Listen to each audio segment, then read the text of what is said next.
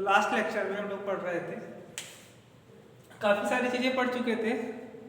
तो टॉपिक हमारा था एल्डिहाइड एंड कीटोन, ठीक है, कार्बोनिल कंपाउंड। तो उसमें हमने काफ़ी सारी चीज़ें पढ़ लिए थे, जैसे कार्बोनिल कंपाउंड दो टाइप की कैटेगरी में डिवाइडेड है, एल्डिहाइड एंड कीटोन। ओके, और उसका नोमेनक्लेचर भी देख चुके थे, कॉमन सिस्टम और एपिसिस सिस्टम के हिसाब से। तो उसमें हम तक यहाँ पे थोड़ा सा जो कुछ चीज़ें बच गई थी हल्का फुल्का, उसको एक बार देख लेते हैं क्या क्या चीज़ें बची हुई थी बेसिक चीज़ों में। तो बेसिक चीज़ में यही बचा हुआ था कि देखिए, अगर मैं बात करूँ कीटोन की, तो कीटोन दो टाइप के होते हैं। ये बहुत बेसिक चीज़ है, उससे जनरली कोई बहुत ज़्यादा इंपॉर्टेंस नहीं है इसका। तो एक सिमेट्रिक कीटोन और दूसरा एसिमेट्रिक कीटोन, ठीक है। तो सिमेट्री का मतलब ये समझ में आ रहा है कि नाम से ही पता चल रहा है, मतलब जहां पे सिमेट्री हो, जैसे सपोज दैट मान लो ऐसा कोई कीटोन हमारे पास ये वाला, ठीक है, एसीटोन। तो एसीटोन में हम अगर देखें तो हमारा जो functional group carbonyl functional group जो है CO, इसके अराउंड इधर भी और इधर भी दोनों जो एल्किल ग्रुप है, इधर आप देखें लेफ्ट हैंड साइड में चाहे राइट हैंड साइड में, तो दोनों सेम ही है। इसलिए इस कीटोन का क्या नाम होगा हमारा सिमेट्रिक कीटोन। इस तरीके का एग्जांपल होगा, मान लो इधर एथिल है इधर भी एथिल होगा, इधर प्रोपिल है इधर भी प्रोपिल होगा, इधर मान लो आइसोप्रोपिल है इधर भी आइसोप्रोपिल होगा। यानी दोनों तरफ जो कार्बोनिल कंपाउंड जो कार्बोनिल फंक्शनल ग्रुप है ना, इसके अराउंड दोनों ग्रुप अगर सेम हुआ तो हम बोलेंगे उसे क्या, सिमेट्रिक कीटोन। इसी तरीके का नाम से पता चल रहा है सिमेट्रिक है। सिमेट्रिक का मतलब हुआ ऐसा कार्बोनिल कंपाउंड जिसमें क्या हो, ऐसा कीटोन जिसमें कार्बोनिल ग्रुप के अराउंड जो ग्रुप हो ना वो डिफरेंट होने चाहिए। जैसे सपोज दैट मान लो कि ये वाला हमारे पास एक कीटोन है, ठीक है, मेथिल एथिल कीटोन। तो अगर इस चीज को आप देखोगे, अगर एक कार्बोनिल ग्रुप है कार्बोनिल फंक्शनल ग्रुप, तो इसके अराउंड हम क्या देख रहे हैं कि ये अलग है एल्किल ग्रुप और ये वाला एल्किल ग्रुप अलग है। तो ये यहाँ पे क्या हो गया, इस टाइप का जो कीटोन होगा वो किस टाइप कैटेगरी में आएगा, एसिमेट्रिक कीटोन में आएगा। थोड़ी सी चीजें बची हुई थी। तो एक चीज और है, देखिए कोई कार्बोनिल कंपाउंड तभी कहलाएगा जिसे हमने जानते हैं कि ऐसा ऑर्गेनिक कंपाउंड जिसमें क्या हो, carbonyl group as a functional group, carbonyl group क्या हो एज ए फंक्शनल ग्रुप हो, उसे हम क्या बोलेंगे, कार्बोनिल कंपाउंड। तो उसमें ध्यान एक चीज रखने वाली बात है कि अगर मान लो कि कोई हमारे पास ऐसा कंपाउंड है इस तरीके का, ठीक है, इधर R लगा हुआ है, तो इसे आप कार्बोनिल कंपाउंड नहीं बोलोगे। क्यों? क्योंकि यहाँ पे आप ये देख रहे हो कि यहाँ पे तो कार्बोनिल फंक्शनल ग्रुप है, लेकिन उसके साथ में कार्बन से क्या अटैच है, एक hetero atom nitrogen atom attach है। तो कार्बोनिल कंपाउंड तभी कहलाएगा जब यह यहाँ पे कार्बन डबल बॉन्ड ऑक्सीजन, यहाँ पे तो कार्बन है ना, कार्बन किसी हेटेरो एटम से अटैच ना हो। अगर इसे कार्बोनिल कंपाउंड होना है तो क्या होना पड़ेगा कि जो यहाँ पे कार्बन की वैलेंसी है, कार्बोनिल ग्रुप के कार्बन से एटम क्या क्या होने चाहिए, केवल कार्बन और हाइड्रोजन ही अटैच होना चाहिए। सपोज जैसे मान लो कि ये वाला कोई ठीक है, तो यहाँ पे हम क्या देख रहे हैं कि जो कार्बोनिल फंक्शनल ग्रुप है, कार्बोनिल फंक्शनल ग्रुप के कार्बन एटम से दोनों तरफ इधर कार्बन है और इधर हाइड्रोजन अटैच है। तो केवल और केवल अगर कोई कार्बोनिल कंपाउंड तभी कहलाएगा जब कार्बोनिल फंक्शनल ग्रुप के कार्बन से या हाइड्रोजन और कार्बन केवल अटैच हो, तो एक कंपाउंड हमारा कार्बोनिल कंपाउंड नहीं कहलाएगा। इसी तरीके से इस तरीके में बात करूं एसिटिक एसिड का, तो यहाँ पे ये भी कंपाउंड आपका कार्बोनिल कंपाउंड नहीं कहलाएगा, क्योंकि यहाँ पे जो कार्बोनिल फंक्शनल ग्रुप CO है, यहाँ पे कार्बोनिल फंक्शनल ग्रुप के कार्बन से एटम कौन से, इधर तो मान लो चलो ठीक है कार्बन अटैच है, इधर ऑक्सीजन अटैच होगा, इधर कार्बन अटैच हो या हाइड्रोजन अटैच हो, तो इस तरीके का यहाँ पे एक hetero atom carbonyl functional group के कार्बन से हेटेरो एटम अटैच है, इसलिए ये कंपाउंड हमारा कार्बोनिल कंपाउंड नहीं कहलाएगा। ठीक है, आगे चलते हैं। अब देखते हैं फॉर्मेशन ऑफ कार्बोनिल कंपाउंड, या मतलब formation of ketone and aldehyde. तो एक बार देखते हैं formation of ketone and aldehyde. तो देखिए अगर मैं बात करूं फॉर्मेशन की कीटोन और एल्डिहाइड का, तो हम इसे कई तरीके से बना सकते हैं, ठीक है। तो सबसे पहला तरीका जो होता है तो कई सारे तरीके, तो उसमें से एक तरीका जो ये है आपका कि आप एल्कोहल से बनाओ। कैसे बनाओ? From alcohol.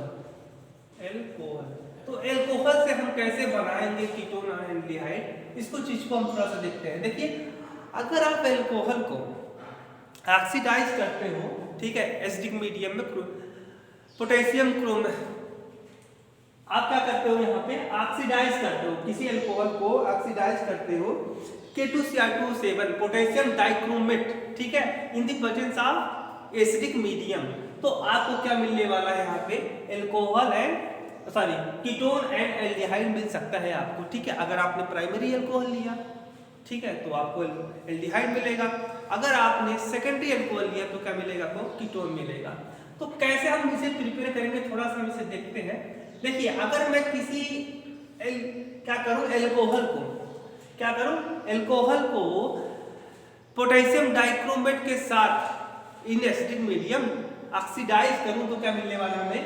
एल्डिहाइड कीटोन मिलने वाला है। सपोज दैट मेरे पास क्या है कि मैं कोई यहाँ पे क्या ले लेता हूँ, मैं यहाँ पे प्राइमरी एल्कोहल लेता हूँ, ठीक है, प्राइमरी एल्कोहल। तो हमने क्या बताया कि प्राइमरी एल्कोहल से हम कैसे एल्डिहाइड ऑब्टेन करेंगे। तो इसके लिए हमें क्या करना पड़ेगा कि इस एल्कोहल को मुझे ऑक्सीडाइज करना पड़ेगा, ठीक है। ऑक्सीडेशन इसका कैसे होगा? प्राइमरी एल्कोहल का ऑक्सीडेशन कैसे होगा यहाँ पे? तो हम क्या करने वाले हैं यहाँ पे K2Cr2O7, ठीक है, in presence of dilute acid in acidic medium, dilute acidic medium, वैसे मैं आप H2SO4 ले लो, ठीक है। तो यहाँ पे फिर क्या होने वाला है कि अगर हम प्राइमरी एल्कोहल का ऑक्सीडेशन पोटेशियम डाइक्रोमेट के प्रेजेंस में, सल्फ्यूरिक एसिड के प्रेजेंस में क्या करने वाले हैं, अगर हम करा देते हैं इसका ऑक्सीडेशन, तो हमको क्या मिलने वाला है? एल्डिहाइड, ठीक है, ये हमको एल्डिहाइड मिल सकता है। थोड़ा सा हम क्या करते हैं, देखिए बुक में भी आपके लिखा होगा कि अगर आप किसी एल्कोहल का ऑक्सीडेशन करते हो K2Cr2O7 के साथ में in the presence of sulphuric acid, तो आपको क्या मिलेगा? एल्डिहाइड कीटोन मिलेगा, ठीक है। लेकिन थोड़ा सा यहाँ पर मैकेनिज्म के बारे में भी ध्यान देंगे कि कैसे बना होगा। तो अगर मैं बात करूँ पोटेशियम डाइक्रोमेट का K2Cr2O7, तो अगर आपका पोटेशियम डाइक्रोमेट का आप सल्फ्यूरिक एसिड के साथ में जैसे in the potassium dichromate, potassium K2Cr2O7 potassium dichromate in the presence of sulphuric acid, तो क्या हुआ होगा? यहाँ पे जो सल्फ्यूरिक एसिड है ये इसके साथ में कैसा बिहेव किया होगा, कैसे कंपाउंड बना होगा। मैकेनिज्म का मतलब किसी रिएक्शन को step by step, full description of a chemical reaction step by step are called mechanism. तो मतलब किसी मैकेनिज्म क्या होता है कि आप किसी रिएक्शन को स्टेप बाय स्टेप डिस्क्राइब करें कि हाँ यहाँ पे रिएक्टेंट से ऐसे रिएक्शन फिर फॉलो किया होगा और ऐसे ऐसे स्टेप को फॉलो करते हुए ये प्रोडक्ट में कन्वर्ट हुआ होगा। तो हम स्टेप बाय स्टेप का क्या करते हैं, फुल डिस्क्रिप्शन इस यहाँ पे हम थोड़ा सा देखते हैं। तो पोटेशियम डाइक्रोमेट जब सल्फ्यूरिक एसिड के प्रेजेंस में है तो कुछ ना कुछ सल्फ्यूरिक एसिड पोटेशियम डाइक्रोमेट के साथ करने वाला है। तो K2Cr2O7 और सल्फ्यूरिक एसिड के प्रेजेंस में तो हुआ क्या होगा, यहाँ पे क्या बना होगा? पोटेशियम सल्फेट बना होगा प्लस क्रोमियम सल्फेट बना होगा, ठीक है। और प्लस में क्या निकला होगा यहाँ पे? कुछ नेसेंट ऑक्सीजन यहाँ पे लिबरेट होता। आप बाकी रिएक्शन को क्या कर सकते हो? बैलेंस कर सकते हो, ये आपका काम है। तो हमने क्या देखा यहाँ पे, पोटेशियम डाइक्रोमेट जब सल्फ्यूरिक एसिड के साथ में अगर रिएक्ट करता है तो क्या बनाता है? यहाँ पे देखिए पोटेशियम है तो पोटेशियम का सल्फेट बन जाएगा, क्रोमियम है तो क्रोमियम का सल्फेट बन जाएगा, और बाकी जो ऑक्सीजन बचा वो ऑक्सीजन आपका क्या हो जाएगा यहाँ पे? नेसेंट ऑक्सीजन का मतलब ऑक्सीजन एटम, ठीक है। जैसे देखो अगर ऑक्सीजन एटम दो अपन क्या कर लेता है, बॉन्ड अपने ही ऑक्सीजन एटम से बॉन्ड बना लेता है, तो ये ऑक्सीजन मॉलिक्यूल बन जाएगा। लेकिन ये ऑक्सीजन मॉलिक्यूल यानी ऑक्सीजन मॉलिक्यूल और नेसेंट ऑक्सीजन में अंतर है, ठीक है। यहाँ पे इसलिए कि यहाँ पे जो है इसका ऑक्टेट ऑक्सीजन हर एक एटम का, इस ऑक्सीजन एटम का भी ऑक्टेट कंप्लीट है, इस ऑक्सीजन एटम का भी ऑक्टेट कंप्लीट है।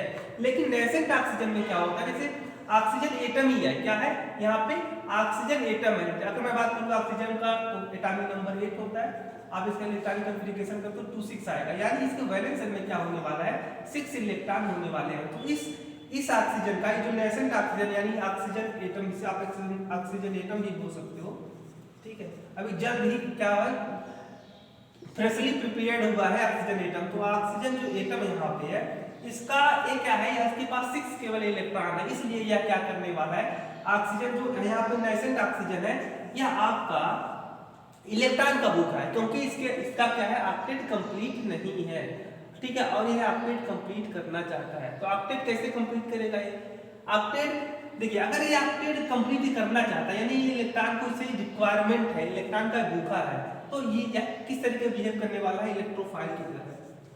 तो जो नेसेंट ऑक्सीजन डेवलप हुआ है ड्यूरिंग द केमिकल रिएक्शन, ठीक है, पोटेशियम डाइक्रोमेट में जब सल्फ्यूरिक एसिड के साथ में रिएक्शन किया, तो यहाँ पर जो नेसेंट ऑक्सीजन डेवलप हुआ है, ये इलेक्ट्रोफाइल की तरह बिहेव करने वाला है, ठीक है। अब देखते हैं थोड़ा सा और आगे चीजें कैसे कैसे चीजें चेंज हुई होंगी। तो यहाँ पे अगर मैं इस चीज को देखूं थोड़ा सा, तो मैं इस चीज को, ठीक है, यहाँ से थोड़ा सा मैकेनिज्म देखते हैं। अगर मैं इस चीज की बात करूं यहाँ से थोड़ा सा, देखिए हमारे पास अल्कोहल था, हमने रिएक्टेंट क्या लिया था, अल्कोहल, प्राइमरी अल्कोहल। यहाँ पे हमने एक स्पेसिफिक एग्जांपल ले लिया प्राइमरी अल्कोहल, देखते हैं क्या होने वाला है प्राइमरी अल्कोहल के साथ। अगर मैं इस चीज को ऐसे ही लिख दूं तो कोई भी किसी को कोई दिक्कत नहीं होने वाला है। और यहाँ पे जो ऑक्सीजन नेसेंट ऑक्सीजन डेवलप हुआ है, ये नेसेंट ऑक्सीजन क्या होने वाला है यहाँ पे, ठीक है, यह नेसेंट ऑक्सीजन इस जो कार्बन और हाइड्रोजन के बीच में जो बॉन्ड है, ठीक है, सिग्मा बॉन्ड, इसमें इंसर्ट हो जाएगा नेसेंट ऑक्सीजन, क्योंकि यह इलेक्ट्रोफाइल है और इलेक्ट्रॉन का क्या है, भूखा है, इलेक्ट्रोफाइल है। तो ये इलेक्ट्रोफाइल इसमें क्या कर जाएगा, इन दोनों के बॉन्ड में इंसर्ट कर जाएगा, ऐसा आप मान सकते हो। तो ऐसा अगर हुआ तो क्या हुआ होगा, यहाँ पे ये आप चीज, अगर ये वाला ऑक्सीजन इस कार्बन और हाइड्रोजन जो बॉन्ड है, इनके बॉन्ड में अगर बीच पे इंसर्ट हो गया होगा, ठीक है, हो जाता है, तो क्या बना, ऐसे इस टाइप का आपका सिस्टम बनेगा, इस टाइप का कंपाउंड बनेगा, ठीक है। ये आपका क्या होगा, इंटरमीडिएट हुआ, या बीच में बनता है इंटरमीडिएट हो गया।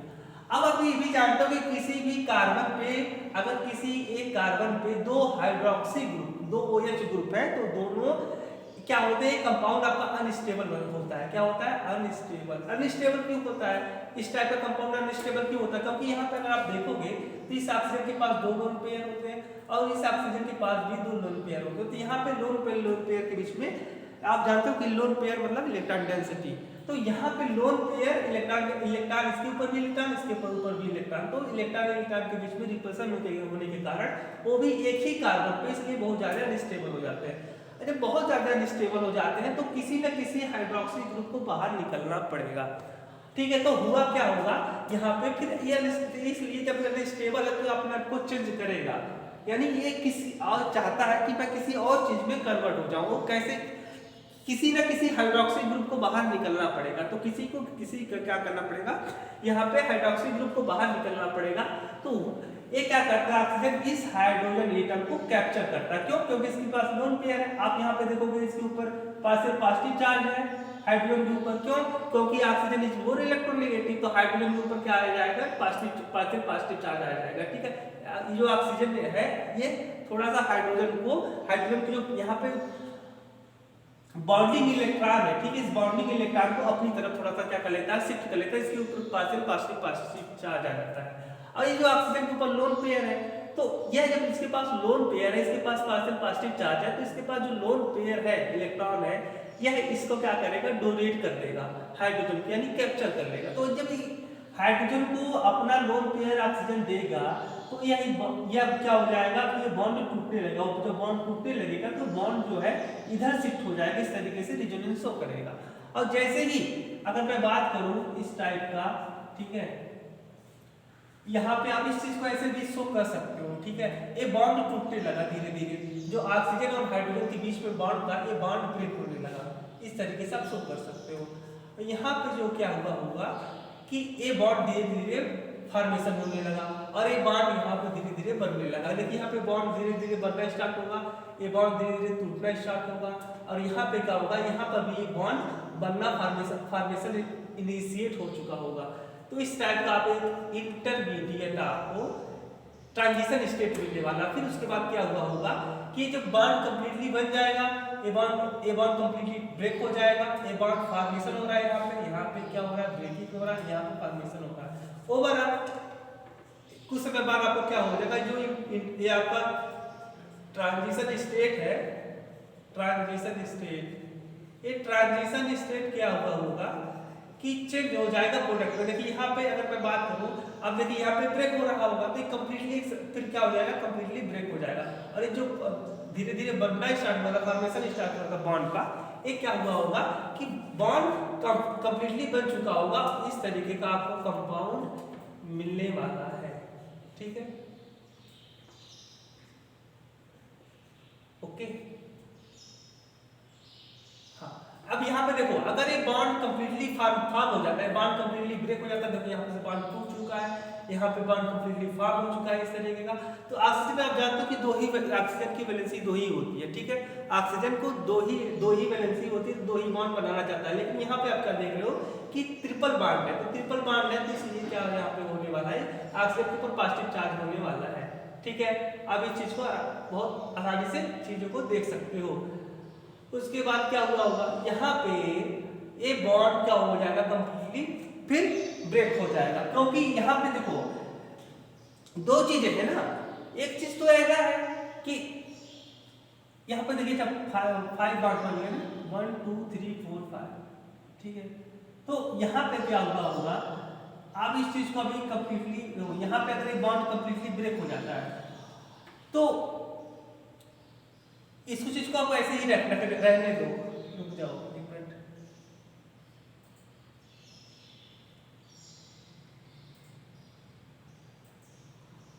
ठीक है, इस तरीके का आप इस तरीके से बोल सकते हो कि यहाँ पे जो इलेक्ट्रॉन है ये इसके ऊपर शिफ्ट हुआ होगा पहले, उसके बाद इसके ऊपर नेगेटिव चार्ज आ जाएगा। तो ये देखो, एक तो बात है oxygen is more electronegative, oxygen क्या होता है, मोर इलेक्ट्रोनेगेटिव होता है। मोर इलेक्ट्रोनेगेटिव होने का मतलब हुआ क्या कि जो शेयरिंग इलेक्ट्रॉन पेयर है, जो बॉन्ड जो बना है दो एटम के बीच में, जो शेयरिंग इलेक्ट्रॉन पेयर है उसको अपनी तरफ खींचने की जो क्षमता होती है, power of attracting a bond electron toward itself are called electronegativity. तो इसमें ऑक्सीजन की इलेक्ट्रोनेगेटिविटी मोर होती है, तो यह क्या करता है, जो बॉन्डिंग इलेक्ट्रॉन है, ये वाला जो बॉन्ड यहाँ पे शेयरिंग करके बना हुआ होगा, इस बॉन्ड इलेक्ट्रॉन को अपनी तरफ ज्यादा से ज्यादा खींचने की इसके पास क्षमता होती है। आप जानते हो कि फ्लोरीन के बाद में सबसे ज्यादा इलेक्ट्रोनेगेटिव कौन होता है, ऑक्सीजन होता है। ऊपर से एक बार तो पहले ही वह इलेक्ट्रोनेगेटिव इलेक्ट्रॉन पेयर को अपनी तरफ खींचना, उसके पास कैपेसिटी जो है, स्ट्रेंथ जो है बॉन्डिंग इलेक्ट्रॉन को अपनी तरफ खींचने की वजह से ऑलरेडी ज्यादा है, ऊपर से इसके ऊपर पॉजिटिव चार्ज आता है, पॉजिटिव चार्ज आता है। तो पॉजिटिव चार्ज आ जाने से क्या हो गया कि इस जब तो आप पढ़े होंगे पीरियोडिसिटी में, आप पढ़े होंगे कि जब किसी भी एटम के ऊपर, ठीक है, पॉजिटिव चार्ज आ जाता है तो उसकी इलेक्ट्रोनेगेटिविटी क्या हो जाती है, बढ़ जाती है। तो एक बार तो वैसे ही ऑलरेडी वह मोर इलेक्ट्रोनेगेटिव था, इलेक्ट्रॉन को अपनी तरफ ज्यादा से ज्यादा खींच रहा था, ऊपर से पार्शियल मतलब यहाँ पे क्या आ गया, चार्ज आ गया, वो भी पॉजिटिव चार्ज, तो और ही ज्यादा बहुत ही क्या हो गया, बहुत स्ट्रांग इलेक्ट्रोनेगेटिव हो गया। तो यह क्या करेगा, इस बॉन्डिंग इलेक्ट्रॉन को अपनी तरफ क्या कर लेगा, बहुत ज्यादा, समझ लो कहीं ना हो गया कि एक बार तो व्यक्ति वैसे ही ऑलरेडी इतना खतरनाक है, डेंजरस है, ऊपर से क्या हो गया कि और ज्यादा डेंजरस हो गया, ठीक है। तो इसके पास जो ऑक्सीजन की जो यहाँ पे एटम है, इसकी इलेक्ट्रोनेगेटिविटी बहुत ज्यादा बढ़ जाएगी, क्योंकि इसके ऊपर ऑलरेडी वो इलेक्ट्रोनेगेटिव था, उसके ऊपर से क्या आ गया, इसके ऊपर चार्ज आ गया, पॉजिटिव चार्ज आ गया, और भी ज्यादा क्या हो गया, इलेक्ट्रोनेगेटिव बन गया। अब यह क्या करेगा कि इसे अपना जो चार्ज है, ठीक है, उस चार्ज को इसे क्या करना है, हटाना है अपने ऊपर से, जो चार्ज है ऑक्सीजन को हटाना चाहता है। तो हटाने के लिए क्या करना पड़ेगा, यह जो बॉन्डिंग इलेक्ट्रॉन है बहुत ज्यादा इलेक्ट्रोनेगेटिव होने के, ऑक्सीजन के इलेक्ट्रोनेगेटिव हो जाने के कारण से यह इलेक्ट्रॉन को अपनी तरफ कंप्लीटली क्या कर लेता है, खींच लेता है, टू गॉट अट्रैक्ट, ठीक है। तो ये बॉन्ड क्या हो जाता है, टूट जाता है। और जब बॉन्ड टूटेगा तो क्या बनेगा, इस तरीके का आपका, ठीक है। और देखिए यहाँ पे अगर आया तो देखो यहाँ पे इसका जो कार्बन में अब शेयरिंग किया था इलेक्ट्रॉन का ऑक्सीजन के साथ में, वो क्या हो गया, यहाँ पे इसका भी इलेक्ट्रॉन, कार्बन का इलेक्ट्रॉन के ऊपर चला गया यहाँ से, तो इसके ऊपर चार्ज आ जाएगा, पॉजिटिव चार्ज। तो ये वाला फिर क्या बनेगा, इस तरीके का बन जाएगा। ओवरऑल आपको क्या बने, एक कंपाउंड आपका एल्डिहाइड कंपाउंड बनके तैयार हो गया। तो हमने इस चीज को देख लिया कि कैसे रिएक्शन पॉसिबल हुआ होगा, कैसे जो रिएक्टेंट था हमारा प्राइमरी अल्कोहल कैसे कन्वर्ट हुआ होगा आपका एल्डिहाइड में। ओके, तो इस चीज को हमने इस तरीके से देखा। आप जल्दी से, आपके पास 2 मिनट का समय है, ठीक है, आप इसे जल्दी से नोट कर सकते हो।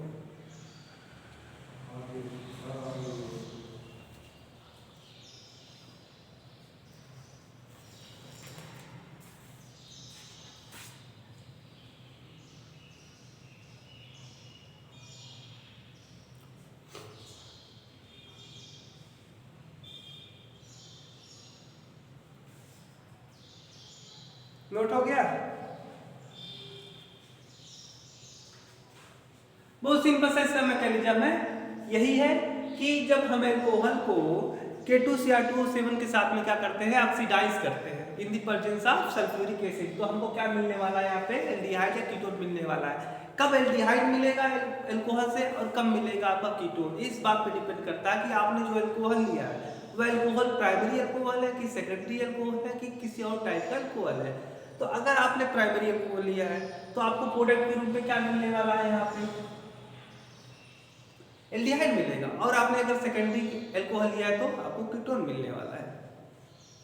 और मैकेनिज्म आप इस चीज को देख ही चुके हो, जब K2Cr2O7 सल्फ्यूरिक एसिड के साथ में रिएक्ट करता है तो इस टाइप का प्रोडक्ट बनता है। यहाँ पे नेसेंट ऑक्सीजन डेवलप होता है, और ये नेसेंट ऑक्सीजन क्या करता है, यहाँ पे जो अल्कोहल का कार्बन और हाइड्रोजन का जो बॉन्ड है, ठीक है, इस बॉन्ड में क्या हो जाता है, इंसर्ट हो जाता है। जब इंसर्ट हो जाएगा तो एक ही कार्बन पे 2 हाइड्रोक्सी ग्रुप आ जाएंगे। और आप जानते हो कि किसी भी कार्बन पे अगर 2 हाइड्रोक्सी ग्रुप एक साथ एक ही कार्बन एटम पे प्रेजेंट हो तो वह क्या होता है, अनस्टेबल होता है। और अनस्टेबल होगा तो यह इसको यहाँ पे एक हाइड्रोक्सी ग्रुप को बाहर निकलना पड़ेगा। इस चीज को आप इस तरीके से देख सकते हो, इसने क्या किया, इसका जो इलेक्ट्रॉन डेंसिटी था इसने हाइड्रोजन को डोनेट कर दिया और उसको कैप्चर कर लिया हाइड्रोजन को। तो ये बॉन्ड ब्रेक हो गया, इसके ऊपर नेगेटिव चार्ज आ गया।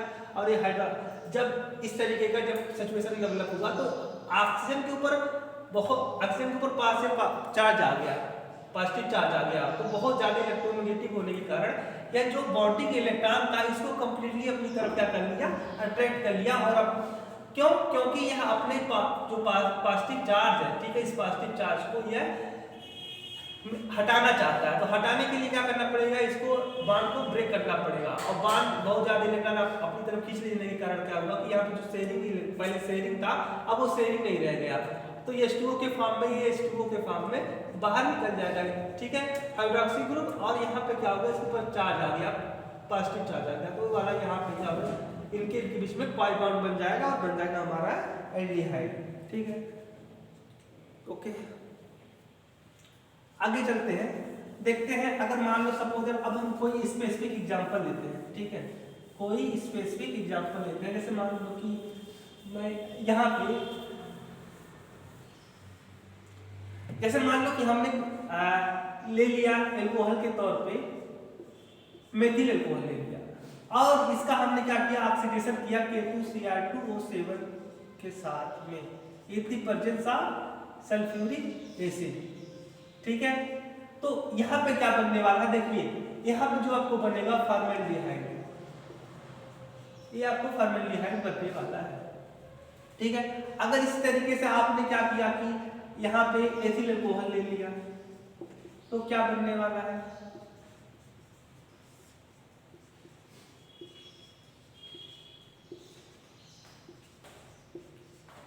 तो यहाँ पे आपको क्या बनेगा, यहाँ का ये वाला पोर्शन तो रहेगा ही CH3, और यहाँ पे क्या बन जाएगा, एसिटाल्डिहाइड। और इसी तरीके के मान लो सपोज दैट हमने क्या ले लिया कि ये कोई सेकेंडरी अल्कोहल ले लिया, क्या ले लिया, सेकेंडरी अल्कोहल। सेकेंडरी अल्कोहल अगर हमने लिया, सपोज दैट, लो ये आर है, ए आर डैश मैंने मान लिया, तो यहाँ पे क्या हुआ होगा, यही चीज हुआ होगा कि K2Cr2O7 और सल्फ्यूरिक एसिड। तो यहाँ पे जो नेसेंट ऑक्सीजन डेवलप हुआ होगा, तो यहाँ पे ये वाला नेसेंट ऑक्सीजन यहाँ पे इंसर्ट हो गया, यहाँ पे OH हो गया, तो यहाँ पे अच्छा एक बार मैं इसे थोड़ा शॉर्टकट मैकेनिज्म इसका बताता हूँ। वही सिंपल जो पहले, इससे पहले मैंने मैकेनिज्म बताया था, उसी टाइप का हुआ होगा। यहाँ पे ऑक्सीजन डेवलप होगा और ऑक्सीजन जो नेसेंट ऑक्सीजन डेवलप होगा, तो जो क्रिएट होगा, यह कार्बन और हाइड्रोजन का जो बॉन्ड है, ठीक है, इस बॉन्ड के बीच में इंसर्ट हो जाएगा और तो ऑक्सीजन जब इंसर्ट हो जाएगा तो इस तरीके का कंपाउंड आपको बनेगा, ठीक है। अब क्या हुआ होगा कि यह जो है अपन ऑक्सीजन का जो लोन पेयर है, इसको इसके ऊपर अटैक किया होगा और ये बॉन्ड इधर शिफ्ट हुआ होगा, ठीक है।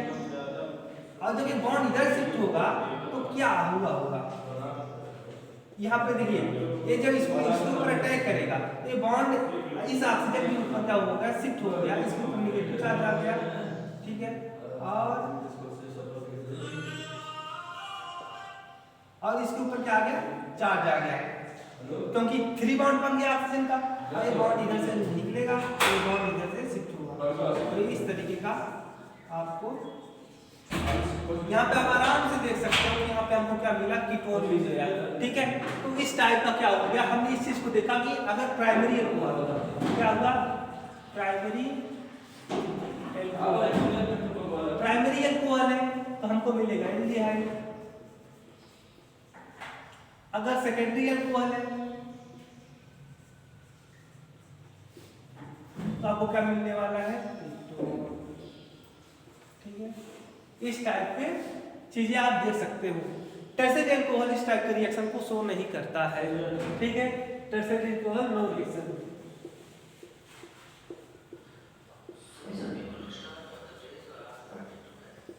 नो रिएक्शन, टर्सरी अल्कोहल किसी भी इस टाइप का रिएक्शन नहीं देगा। देखिए अगर आप इस चीज को यहाँ पे जो ऑक्सीडाइजिंग एजेंट के तौर पे आपने क्या लिया था, K2Cr2O7, ठीक है, इसके जगह पे आप कुछ और अदर ऑक्सीडाइजिंग एजेंट ले सकते हो। देखो आप यहाँ पे ऑक्सीडाइजिंग तो के तौर पे कई सारे हमारे पास क्या होते हैं, एजेंट होते हैं, ऑक्सीडाइजिंग एजेंट, ठीक है। जैसे HNO3 भी क्या होता है, हमारा ऑक्सीडाइजिंग एजेंट होता है, लेकिन इस चीज को यहाँ पे HNO3 आप नहीं ले सकते हो ऑक्सीडाइजिंग के तौर पर। क्यों, क्योंकि यह जो आपका एल्डिहाइड तो बनेगा, लेकिन उसके बाद फर्दर से ऑक्सीडेशन हो जाएगा और क्या बनने वाला आपका यहाँ पे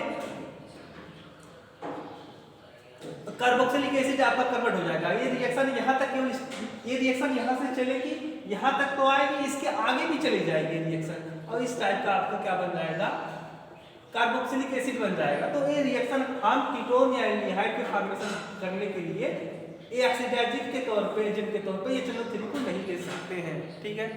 केवल तो केवल खून के ले सकते हैं, इसको भी आप नहीं दे सकते हो, क्योंकि ये भी क्या करेगा, ये रिएक्शन इसके आगे भी क्या कर देगा, रन करा देगा, और जिससे क्या होगा हमारा कि जो हम चाहते हैं वो चीज हमको मिल नहीं पाएगी, ठीक है। हाँ, आप क्या कर सकते हो कि N-ब्रोमोसक्सिनामाइड,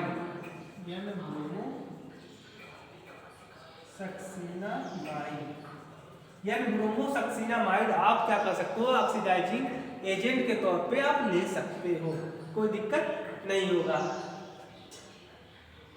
और क्या हो सकता है, आप यहाँ मेग्नीट्यूड भी ले सकते हो ऑक्सीडाइजिंग एजेंट के तौर पे, ये भी ले सकते हो, N-ब्रोमोसक्सिनामाइड ले सकते हो इसके जगह पे, या मैग्नीज डाइऑक्साइड भी ले सकते हो आप, या आप PCC भी ले सकते हो। एक ऑक्सीडाइजिंग एजेंट होता है PCC, PCC का फुल फॉर्म होता है प्रीडीनियम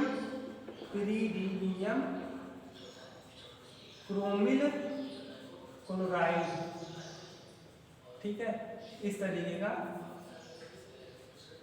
ये आपका है प्रीडीन, ठीक है, ये है आपका प्रीडीन क्रोमिल क्लोराइड, पिरीडीनियम, नियम का मतलब यहाँ पे हाइड्रोजन होगा, इसके ऊपर देखो क्या हो जाएगा, इसके ऊपर पास क्रोमिल क्लोराइड, ठीक है, इस तरीके का। ये आपको कहलाता है प्रीडीनियम क्रोमिल क्लोराइड। तो ये प्रीडीनियम क्रोमिल क्लोराइड क्या करता है, किसी अल्कोहल को किस में चेंज कर देता है, कार्बोनिल कंपाउंड में चेंज कर देता है, ठीक है। तो इन सारी चीजों को आप ले सकते हो, एन ब्रोमोसक्सिनामाइड आप ले सकते हो, मैग्नीज डाइऑक्साइड ले सकते हो, पीसीसी ले सकते हो आप। इन तीनों ऑक्सीडाइजिंग एजेंट को आप इसके अल्टरनेट के रूप में K2Cr2 को अगर आप नहीं लेना चाहते हो तो इन सारे ऑक्सीडाइजिंग एजेंट के तौर अगर ऑक्सीडाइजिंग एजेंट लेते हो पीसीसी, एन ब्रोमोसक्सिनामाइड और मैग्नीज डाइऑक्साइड, तो एक सेम रिजल्ट देगा। आपको क्या देने वाला है, आपको कार्बोनिल कंपाउंड, क्योंकि ये सारे के सारे जो हमने भी बताए हैं, चाहे एन ब्रोमोसक्सिनामाइड हो जाए, चाहे मैग्नीज डाइऑक्साइड हो जाए, चाहे प्रीडीनियम क्रोमिक क्लोराइड हो जाए, ये आपको ये वीक ऑक्सीडाइजिंग एजेंट है, इसलिए क्या देने वाले हैं, यहीं तक प्रोडक्ट बनाएंगे, इसके आगे कोई रिएक्शन रन नहीं करेगा। ठीक है, इसके आगे क्या होने वाला है, यहीं तक एल्डिहाइड या कीटोन बनेगा, उसके आगे फिर ऑक्सीडेशन नहीं होगा। ओके, नोट कर चुके, नोट करो।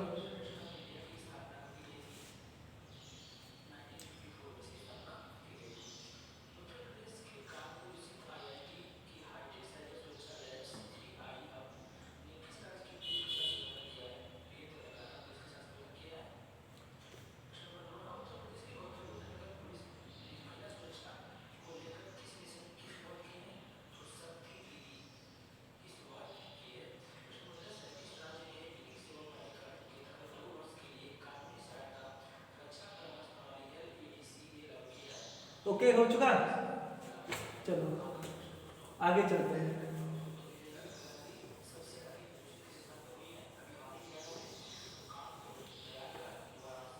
तो एक तरीका तो ये हो गया कि अगर हम किसी अल्कोहल का ऑक्सीडेशन करें, ठीक है, इन विथ किसके साथ में K2Cr2 in the presence of sulphuric acid, तो अब तो मिलने वाला है कार्बोनिल कंपाउंड। दूसरी तरीके से आप कैसे बना सकते हो, बाई डिहाइड्रोजनेशन देख सकते हो। पहला हो गया, दूसरा हो गया आपका बाई डिहाइड्रोजनेशन। डिहाइड्रोजनेशन का मतलब हो गया आपका, देखिए, एक होता है हाइड्रोजनेशन और दूसरा क्या होता है, दो चीजें होती है, डिहाइड्रोजनेशन। देखिए, अगर कहीं पे हाइड्रोजन यानी H2, अगर हाइड्रोजन कहीं पे ऐड हो रहा है, कहीं पे क्या हो रहा है, ऐड हो रहा है, तो उस रिएक्शन को क्या बोलेंगे हम, हाइड्रोजनेशन रिएक्शन। और कहीं पे अगर H2 आउट हो रहा है यानी बाहर निकल रहा है, ठीक है, मतलब वहां से क्या हो रहा है, कंपाउंड से बाहर निकल रहा है, H2 बाहर निकल रहा है, तो यहाँ पे ये रिएक्शन क्या कहलाएगा, डिहाइड्रोजनेशन। जैसे मान लो कि आप यही करते हो किसी एल्किन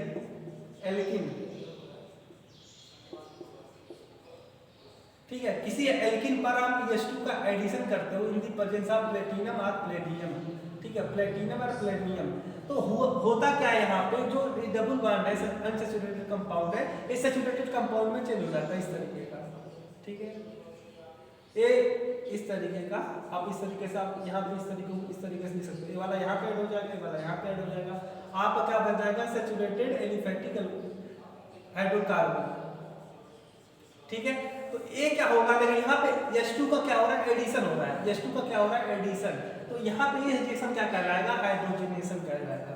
ठीक है, हाइड्रोजनेशन। यहाँ पे अगर कहीं पे हाइड्रोजन ऐड हो रहा है तो उसे बोलेंगे हाइड्रोजनेशन, अगर कहीं पे हाइड्रोजन बाहर निकल रहा है, कंपाउंड से बाहर निकल रहा है, तो उसे क्या बोलेंगे, डिहाइड्रोजनेशन। तो यहाँ पे हम क्या करने वाले हैं, बाय डिहाइड्रोजनेशन किसका, आप एल्कोहल का हम क्या कराने वाले हैं, यहाँ पे डिहाइड्रोजनेशन कराने वाले हैं। जैसे मान लो कि आप क्या है, किसी अल्कोहल को, जब आप किसी अल्कोहल के वेपर को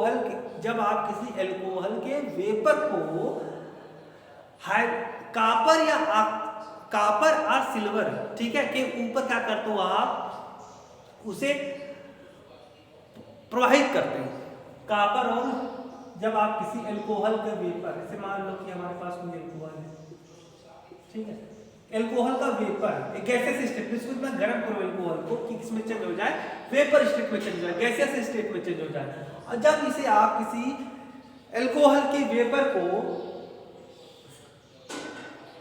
ठीक है, कापर ले सकते हो या सिल्वर, कॉपर या सिल्वर की प्रेजेंस के ऊपर क्या करते हो आप, इसे प्रवाहित करते हो। क्या करते हो, उसे आप प्रवाहित करते हो, तो क्या होने वाला है, पास आउट करते हो। आप किसी एल्कोहल के वेपर को, अगर आप किसी एल्कोहल के वेपर को कॉपर और सिल्वर के सरफेस के ऊपर क्या करते हो, पास आउट करते हो। अब ये जो कॉपर और सिल्वर आपने लिया है एज ए कैटलिस्ट, ठीक है, एक कैटलिस्ट का काम करने वाले हैं। टेम्परेचर कितना होना चाहिए, टेम्परेचर होना चाहिए 300 डिग्री सेंटीग्रेड, ठीक है। जब आप किसी एल्कोहल के वेपर को कॉपर और सिल्वर के सरफेस पे क्या करते हो, पास आउट करते हो एट 300 डिग्री सेंटीग्रेड, तो यहाँ पर डिहाइड्रोजनेशन रिएक्शन होता है। और डिहाइड्रोजनेशन रिएक्शन के रिजल्ट पे क्या होता है कि आपका क्या बनता है, एल्डिहाइड। देखिए यहाँ पे एल्डिहाइड क्यों बनेगा, क्योंकि ये क्या है आपका प्राइमरी एल्कोहल। तो प्राइमरी एल्कोहल क्या देते हैं, एल्डिहाइड देते हैं। तो आप इस तरीके का इस चीज को ऐसे देख सकते हो आप। H2 देखो यहाँ पे हाइड्रोजन क्या हो रहा है, बाहर निकल रहा है। H2 क्या हो रहा है, बाहर निकल रहा है, हाइड्रोजन बाहर निकल रहा है। जब जो हमने बताया कि जब कहीं किसी रिएक्शन में हाइड्रोजन बाहर निकलता है तो इसे क्या बोलते हैं, डिहाइड्रोजनेशन। हाइड्रोजन के बाहर निकलने को क्या बोलते हैं, डिहाइड्रोजनेशन। और हाइड्रोजन के ऐड होने को क्या बोलते हैं, हाइड्रोजनेशन। डी का मतलब ही होता है, डी का मतलब ही होता है, डी का मतलब होता है बाहर निकलना, बाहर निकलना। तो अगर कहीं पे बाहर कोई हाइड्रोजन बाहर निकल रहा है तो उसे क्या बोलेंगे, डिहाइड्रोजनेशन, ठीक है। अगर कहीं मान लो H2 बाहर निकल रहा है तो इस टाइप के रिएक्शन को हम बोलते हैं डिहाइड्रेशन बोलते हैं, ठीक है, डिहाइड्रेशन। डी का मतलब ही होता है बाहर निकलना। तो यहाँ पे हाइड्रोजन बाहर निकला और ये आपको क्या मिला, एल्डिहाइड मिला, ठीक है। आप कहीं पे इसे आप इस तरीके से समझने के लिए सिंपल तरीके से इस तरीके से भी आप ऐसे आप कर सकते हो, कोई दिक्कत नहीं है, ठीक है। ए वाला बॉन्ड इधर शिफ्ट हो गया, ये वाला इधर निकल गया। तो ये देखिए जब ये वाला बॉन्ड इधर शिफ्ट होगा तो इसके ऊपर चार्ज आएगा, पॉजिटिव चार्ज आएगा। और ये वाला जब इसको ऐसे निकले तो निगेटिव चार्ज, तो पॉजिटिव निगेटिव मिलके H2 बाहर निकल गया। इस तरीके से आप समझने को समझ सकते हो, कोई दिक्कत नहीं होने वाला है। अगर मान लो कि मैंने क्या किया कि मैं वही स्पेसिफिक एग्जांपल लेता हूँ, CH3 मेथिल अल्कोहल लेता हूँ। तो मेथिल अल्कोहल को आप कॉपर या सिल्वर के सरफेस पे एट कितने, एट 300 डिग्री सेंटीग्रेड करते हो, डिग्री टेम्परेचर कितना रखते हो, 300 सेल्सियस रखते हो, तो क्या बनने वाला आपका, फॉर्मेल्डिहाइड। अगर इस तरीके से मान लो कि आपने सेकेंडरी अल्कोहल ले लिया, क्या ले लिया, सेकेंडरी अल्कोहल, सेकेंडरी अल्कोहल लो मान लो ये कार्बन है या तो यहाँ पे क्या होगा, डिहाइड्रोजनेशन होगा, डिहाइड्रोजनेशन होगा। और डिहाइड्रोजनेशन के रिजल्टेंट क्या बनेगा, आपका कीटोन बनने वाला है। क्या बनने वाला है, कीटोन, ठीक है। तो इस तरीके से मान लो कि हमने क्या लिया, आइसोप्रोपिल अल्कोहल ले लिया, क्या ले लिया, आइसोप्रोपिल अल्कोहल। देखिए फर्स्ट रिएक्शन, दूसरा, तीसरा, एक चौथा। तो मान लो कि हमने क्या लिया, आइसोप्रोपिल अल्कोहल ले लिया, आइसोप्रोपिल अल्कोहल, ठीक है।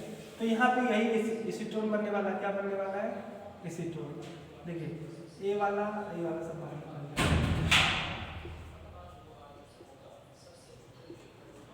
Isopropyl alcohol. तो ये क्या बना आपका, एसीटोन बना।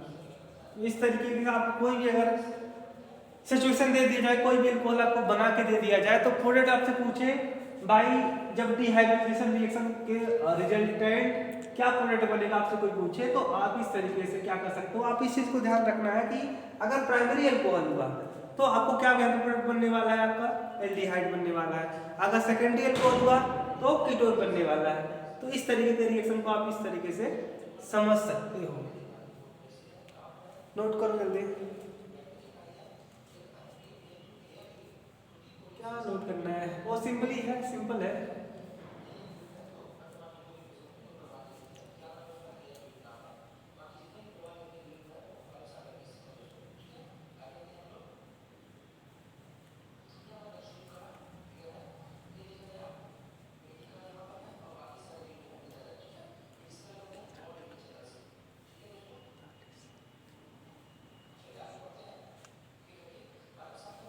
हो गया।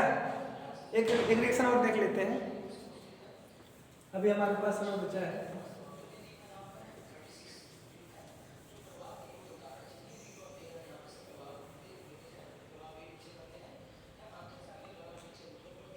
बनाने तो आप कई सारी चीजों से बना सकते हो, ठीक है।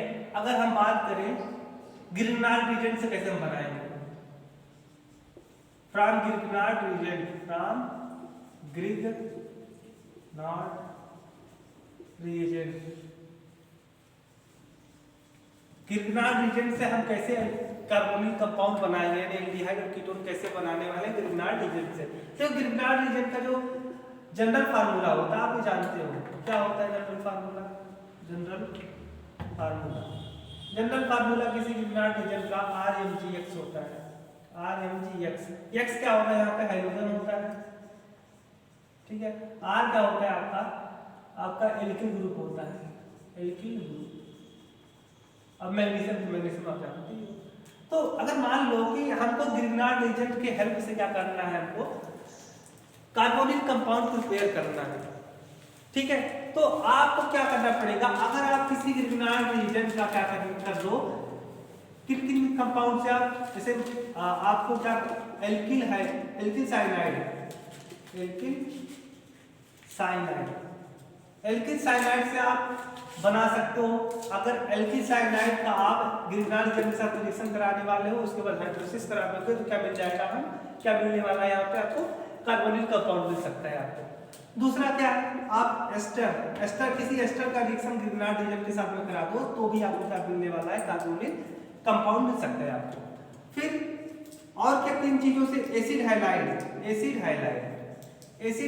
से आप किसी ग्रिग्नार्ड रीजेंट का रिएक्शन करा देते हो, उसके बाद आप हाइड्रोलिसिस करवा दो तो भी आपको कार्बोनिल कंपाउंड मिल जाएगा।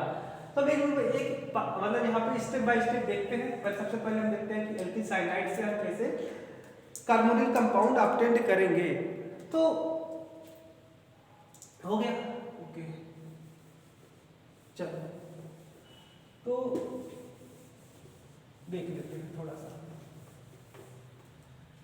देखिए मान लो कि हमने क्या लिया, कोई एल्किल साइनाइड लिया, तो क्या लिया एल्किल साइनाइड।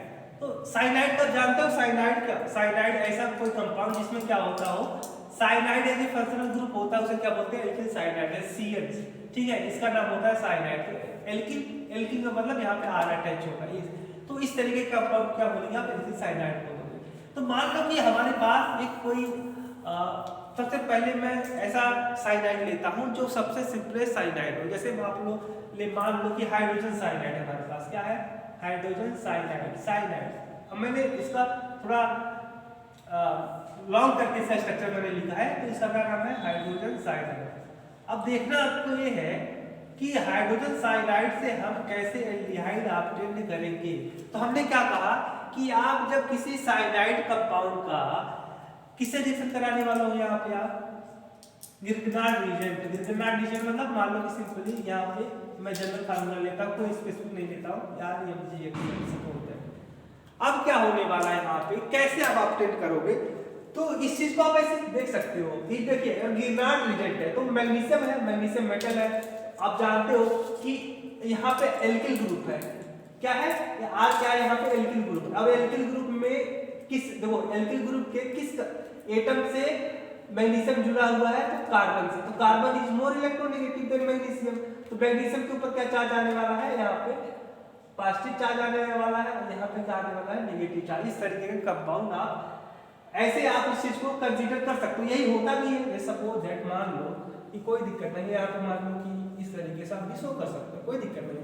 X का है यहाँ पे हाइड्रोजन मतलब फ्लोरीन, क्लोरीन, ब्रोमीन, आयोडीन, ठीक है। और R का यहाँ पे R में कोई एल्किल ग्रुप है, जैसे मान लो मैं स्पेसिफिक तौर पे ले लेता हूँ मेथिल।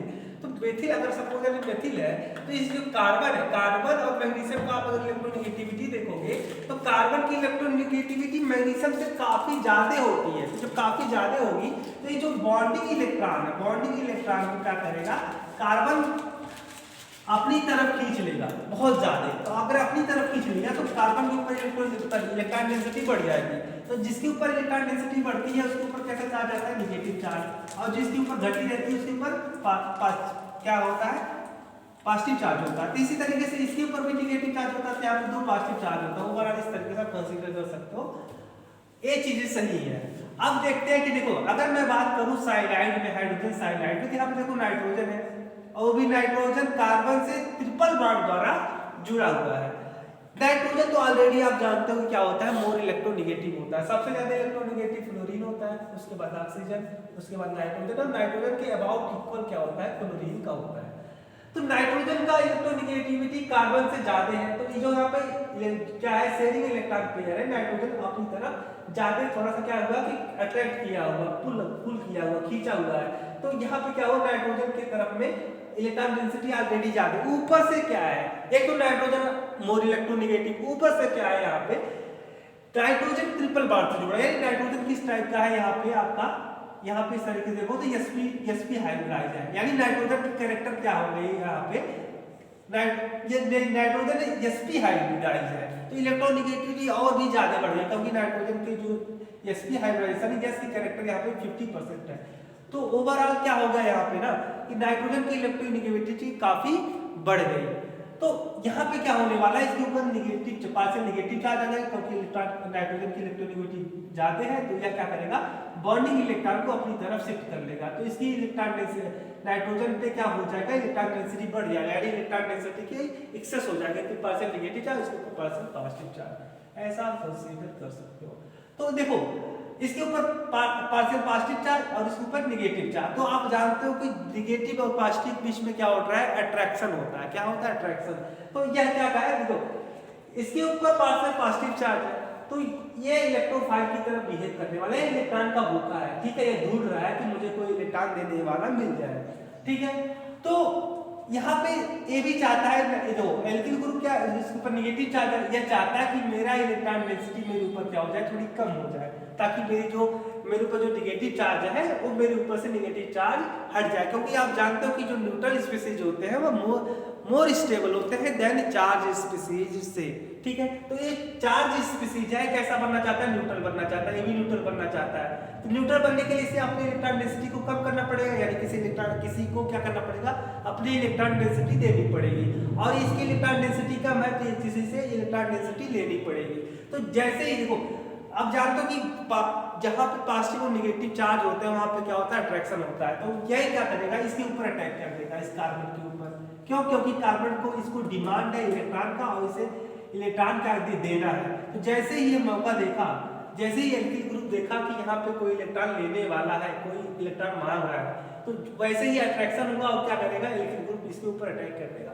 और जब इसके ऊपर अटैक किया तो क्या होगा, देखो अगर यहाँ पे एल्किल ग्रुप इसके ऊपर अटैक करता है तो इस क्या होने वाला है, यहाँ पे इस तरीके से आप चीजों को देख सकते हो। अगर इसके ऊपर ये अटैक किया तो यहाँ पे कार्बन और एल्किल ग्रुप के बीच में क्या होने लगेगा, बॉन्ड बनने लगेगा। तो मान लो कि बॉन्ड बन गया, ठीक है। तो ये जो पाई बॉन्ड है नाइट्रोजन के ऊपर शिफ्ट हो जाएगा, क्या हो जाएगा, शिफ्ट हो जाएगा। ये डबल बॉन्ड बचे, ट्रिपल बॉन्ड में एक बॉन्ड तो शिफ्ट हो गया नाइट्रोजन के ऊपर, नाइट्रोजन इस तरीके से इसके ऊपर नेगेटिव चार्ज आ गया, क्या आ गया, नेगेटिव चार्ज आ गया, ठीक है। इस तरीके से आप कंसीडर कर सकते हो। और यहाँ पे क्या हो जाएगा, देखो ये मैग्नीशियम Mgx जो था आपका Mgx, इसके ऊपर क्या था, पॉजिटिव चार्ज था। तो मैग्नीशियम इस तरीके से आप इस चीज को इस तरीके से लिख सकते हो। उसके बाद क्या हुआ होगा, ठीक है, उसके बाद इस चीज ऐसा हुआ होगा कि आप इसको अब क्या करोगे, अब क्या करोगे, इसके आप हाइड्रोलिसिस करोगे। क्या करोगे, हाइड्रोलिसिस। हाइड्रोलिसिस का मतलब, हाइड्रोलिसिस का मतलब हो गया, अरे हाइड्रोलिसिस नहीं जानते हो, हाइड्रोलिसिस का मतलब हो गया, देखो हाइड्रो का मतलब वाटर, यानी वाटर से किसी चीज का आप लिसिस कर रहे हो। लिसिस का मतलब ब्रेक डाउन, क्या, ब्रेक डाउन, यानी जब कहीं पे वाटर ऐड होगा तो उसे क्या बोलेंगे, हाइड्रोलिसिस। अमोनिया ऐड होगा तो अमोनोलिसिस, या कोई भी सॉल्वेंट, जो सॉल्वेंट ऐड होगा उसके नाम पे क्या हो जाता है, उसका लिसिस हो जाता है। तो अगर वाटर कहीं पे ऐड हो रहा है तो हाइड्रोलिसिस, अमोनिया ऐड हो रहा है तो अमोनोलिसिस, ठीक है। इस तरीके से आप कंसीडर कर सकते हो। तो यहाँ पे क्या होगा कि देखो ऑक्सीजन के पास क्या है, यहाँ पे लोन पेयर है, ऑक्सीजन के पास लोन पेयर, तो जिसके पास इलेक्ट्रॉन डेंसिटी है, और अभी भी क्या है यहाँ पे तो अभी इसके ऊपर भी तो चार्ज ही तो है, चार्ज ही तो अभी तो थोड़ी, देखो नाइट्रोजन इज मोर इलेक्ट्रोनेगेटिविटी, तो अभी भी क्या है, इलेक्ट्रॉन नाइट्रोजन अपनी तरफ खींचे हुए, तो ये वाला क्या करेगा, यहाँ पे अटैक कर देगा, और यहाँ पे जब अटैक करेगा तो पाई बार फिर से शिफ्ट होगा और इस बार जब शिफ्ट होगा तो इस तरीके का सिचुएशन बनने वाला है नाइट्रोजन। ठीक है, इसके ऊपर 2 नेगेटिव चार्ज आ गया। ठीक है, क्या हो गया, 2 नेगेटिव चार्ज हो गया, या आप ऐसा भी, हाँ ठीक है कोई दिक्कत नहीं है। तो ये वाला इस बार इधर शिफ्ट होगा और जो हाइड्रोजन यहाँ पे प्रोटॉन के रूप में निकलेगा, यहाँ पे क्या होने वाला है, देखो अगर ये बॉन्ड टूटा तो ऑक्सीजन ग्रुप हो जाएगा, ऑक्सीजन पहले पॉजिटिव चार्ज था, अब नेगेटिव चार्ज आएगा, तो पॉजिटिव नेगेटिव क्या हो जाएगा, न्यूट्रल हो जाएगा। तो ये इसके ऊपर ऐसा मान सकते हो। ठीक है, तो इस तरीके से न्यूट्रल हो गया। ये हाइड्रोजन और नाइट्रोजन इसको कैप्चर कर लेगा, क्या हो जाएगा, NH नेगेटिव चार्ज NGX।